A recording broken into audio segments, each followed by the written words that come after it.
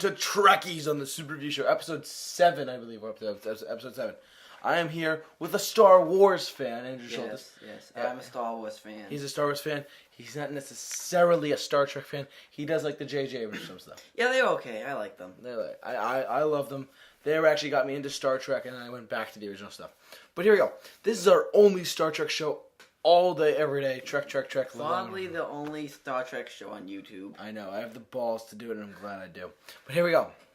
So here are our topics today. Well, actually, the first thing we're going to get into is that William Shatner, who played Captain Kirk in the original Star Trek TV show, and the original Star Trek show, and many of the 6 Star Trek movies, he is open to coming back as Captain Kirk in either Star Trek Beyond or another movie after that.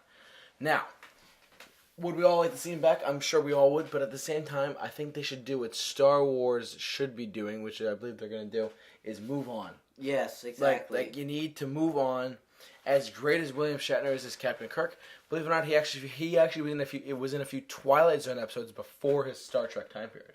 So he was already in the pop culture stuff before Star Trek. A little fun fact for all you guys. But I mean, what do you think? You saw the J.J. Abrams films. Yeah. And you know, like, oh yeah, Captain Kirk, he's the guy. I mean, you're a Star Wars guy. He's like, okay, he's Captain Kirk. Could you see him pop up in, like, let's say Beyond or a Star Trek 4? Maybe Beyond. Maybe.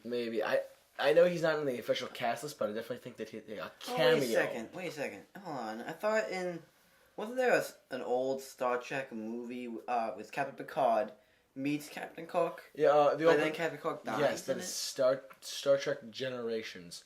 That is Captain. The opening is with the retirement of Captain Kirk. Captain Kirk retires. Many of his crew members are dead at the time. The actors are still alive, but the characters are dead. And then it takes place. Then the movie takes place 70 years later after his death, and Picard takes over. So yes, they were in the same movie. Okay. Hard to believe, but it's true that Kirk and Picard were in the same movie. So now, if Captain Kirk dies in that movie, yes, how is he coming back for the reboot? Well, I mean, it's a reboot. I mean, I think they explain the time travel enough that they're saying this Star Trek universe that exists now is the same Captain Kirk, the same Spock, the same Spock, the same Bones, same everyone except for Kirk. Okay. Because if you notice that Kirk's mannerisms in, let's say, the J.J. Abrams films compared to the old stuff is very different. Yeah. I think one of the things they did that well, and tell me if you agree with me on this, is that his mannerisms had to be different because otherwise he would just look like Captain. He would just be like Chris Pine, acting as William Shatner as Captain Kirk. Not as Chris Pine playing Captain Kirk. You know what I mean? I think I get what you mean. Okay, that's good. But yeah, I mean, I don't think they should.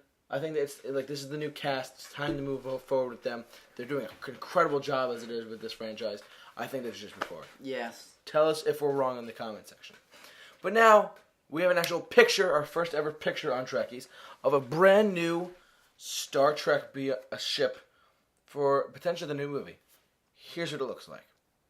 So as you can see here, we have a picture of this new Star Trek ship, and I believe it says Star Trek Beyond in the bottom right corner. Now, where did you find this picture?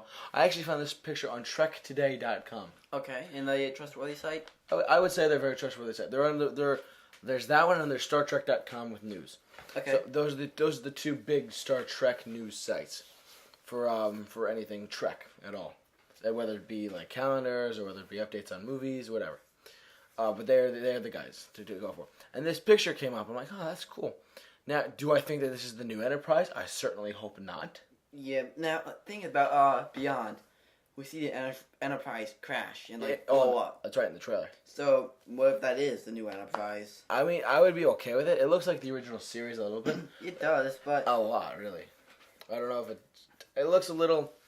It looks like a combination, if you will, of the Picard Next Generation era. Okay. And the Captain Kirk era, because I know you don't know the eras very well, so I figured the front looks like the Next Generation era, but the engines look like original series era, so they combine the two for Beyond. That's what it looks like. Okay. Does that help you understand a little bit? I think yeah.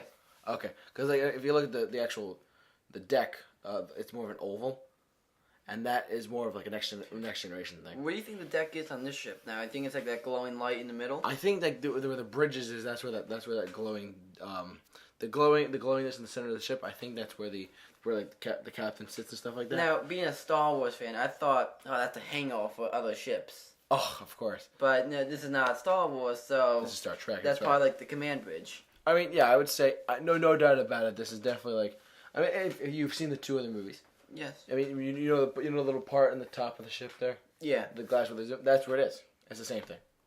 So I know for you as a Star Wars fan, like, man, is that? But yeah, that would be kind of big for a bridge, because then if you compare it to the rest of the ship, it's kind of small. The rest of the ship, if you like, that's a pretty big glass. and maybe it's a giant laser.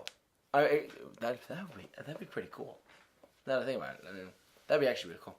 Anyways, so I'm gonna say this and then we'll cut the picture. Set phasers to fun, okay? Not stun, but fun. All right, so that's what the picture looks like, though. So that was pretty cool, right? The picture was actually pretty cool. Yeah, it was. I thought it was brilliant, but we wouldn't even be talking about this if it wasn't the fact that for this year, 2016, is Star Trek's 50th anniversary. That way back in September of 1966, this new show Star Trek aired on, I believe it was CBS, and people fell in love with all these characters. They fell in love with Kirk, they fell in love with Spock, they fell in love with McCoy, and ever since then, they lived long and prospered. They have lived long and they have prospered. But I mean, William Shatner and Leonard Nimoy have never been more famous. I mean, yes. I mean, the tragic passing of Leonard Nimoy is very upsetting. Rest in peace. I mean, forever, Mr. Spock, forever. And I mean, he was one of those guys that you knew, because everyone in school, they always do this, like, oh, and they're like, dude, it's a Y. I'm like, no, it's Spock, because Mr. Spock or Leonard Nimoy made that famous. Yeah. And like, this show was such a progressive show too. And now, 50th anniversary, there's been so many movies, TV show episodes. I believe there's been 12 movies. Really? No, yes, there's been the six movies with the original crew. Yeah, with and then the Next Generation movies had 4. Okay. And then the next 2 is the J.J. Abrams films. Yeah. So we're approaching 13 Star Trek movies. And how many TV show episodes and seasons? Too many to count episode-wise, but there's been 5 shows. Yeah. The original series, Next Generation, Deep Space Nine, Voyager, and Enterprise. And like, there was in the 80s and 90s, there was so much Trek, it's not even funny. It was unbelievable. And actually, I'm not gonna lie, the original series holds a very special place in my heart. You know why? Because at the time, this was a very progressive show too for the 60s in general. It had the first on-screen racial kiss between Spock and Lieutenant Uhura, who was an African American. So it's a white and a black kissing, and that was a very, very... For the time. For the time, it was a very progressional thing on TV. Gene Roddenberry really pushed it. God bless his soul. He actually, did you know that some of Gene Roddenberry's ashes, the creator of Star Trek, his ashes actually flew up on one of the space missions? I heard about that. Yes. That was, and one of my doctors spoke at his college. Nice. Which was really cool. Like, he got to have Gene Roddenberry speak at his college. Sadly, before he passed, but it was great. But look, 50th anniversary, go Trek, live long and prosper, people, you know. Ooh, I'm doing the Spock. Alright, anyways, so that, but if you, listen, celebrate Trek this year. It's 50 years.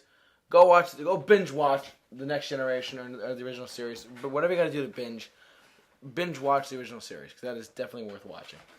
Now we're going to jump over to a new Star Trek TV show where they have a showrunner, and he's going to be a creator of the new series as well.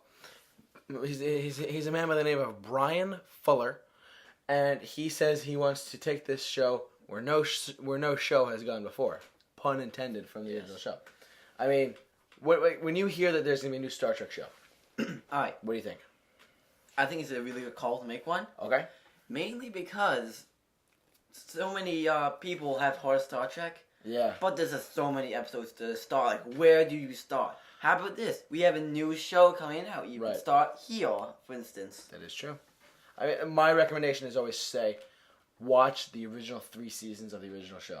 Yeah. That's what I say. Just go to that. That's your go-to. Start there. Then watch the movies of the Kirk and Spock of Motion Picture, Wrath of Khan. Go from there. And then, if you're up for it, go for the Next Generation. That's 7 seasons, though. 7 seasons. And I will say, I saw the series finale of the Next Generation.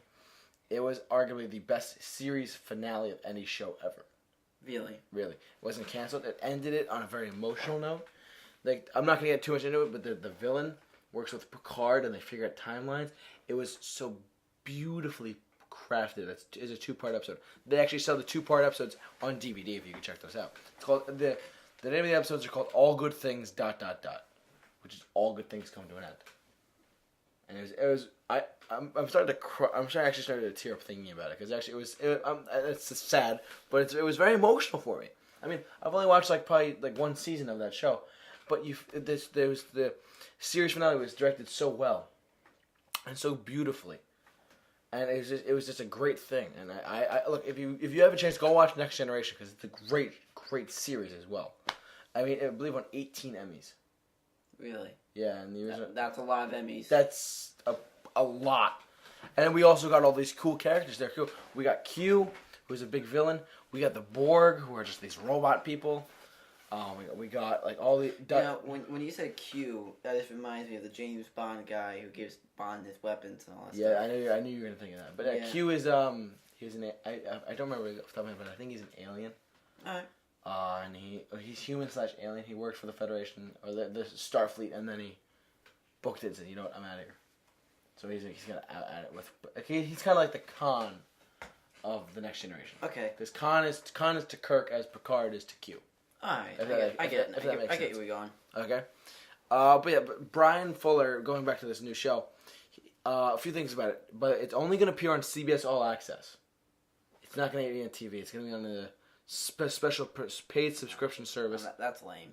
I'm like, if you want to get fans, WTF, right? If you want to get fans to watch, get into Star Trek, make it so all the fans can watch it. I mean, Ash vs. Evil Dead, they did that. I mean, I don't pay for Stars, but I can watch it if it's on Encore. Isn't Ash vs. Evil Dead on Netflix too? No, it's going to Netflix, I think. But it's only on Stars right now, and that's a paid subscription. And I don't pay for Stars, so I can't watch it every week. I understand the point of paid subscriptions for TV channels. I know, it's ridiculous. HBO, Stars, Cinemax, give me a break. It's good stuff, but I'm like, why would I pay for that? You know? Yeah, whatever. But anyways, look, so keep an eye for the new show. It's targeting a 2017 release date for this pilot premiere on CBS All Access. So, all the Trekkies are going to pay for this no matter what. Yeah, no doubt. I got to get my Trek, you know. They're going to pay... They're going to be like the Star Wars fans when the tickets went on sale. Oh my god. When that broke the internet, that was great. Yes. And finally, our last topic today, before we wrap up shop, is that Star Trek Timelines, a brand new app for iOS and Android is out there. You can play as Kirk, you can play as Kirk's generation, you can play as the Next Generation with Picard, Captain Cisco off Next Generation. You can play as all the different captains and all the different eras. That's why it's called Star Trek Timelines. I think I've heard of this game before. You have. Okay. You want to go into it a little bit? No. I think I just heard about it from a video once. Okay, because right now it's going on for iOS and Android for app stores. Is it free to play? Is there what? Is it free to download? I do not know about that. Okay. I mean, I don't know if it's free to download or not, but it'll probably be maybe $2.99. Okay. Because I mean, it's a Star Trek video game, and if it maybe have built-in, it may have stuff you can buy inside the game. Usually, most apps have hey, pay to get started in the currency. Yeah. There's certain games where you can actually pay money to get certain things in the game. Every game does that basically. I know. It's the way they get their money. It's so stupid. Yeah. Man, it sucks. But look, this will wrap it up for this episode of Trekkies. If you love Star Trek beyond belief, subscribe to the Super Review Show's YouTube channel and share this video with your friends. Because if they want to get into Star Trek or they know a little bit about it, this is the show for them. Because this is our only Star Trek show. We also have Star Trek News, which is another thing we do. But this is where we only do Star Trek. I know you're a Star Wars guy. Yeah. I know this is hard for you to do this, but thank you for doing this Trekkies episode with me. Because I normally I'm all by myself. I'm like, well, clearly, the Trek comic books do this, Well, clearly, in issue number 54. Clearly, you see, Kirk over Picard. Oh, give me a break. Anyways, but look, this is I cannot find a Star Trek show on YouTube except for the one that I made. I'm being dead serious. So if you know people that love Star Trek, have them watch this show, get them to know it, and subscribe to the Super Review Show for all your pop culture updates. But for this episode of Trekkies, episode 7 with Andrew Schultz here, and me, JT Mahoney, live long and prosper.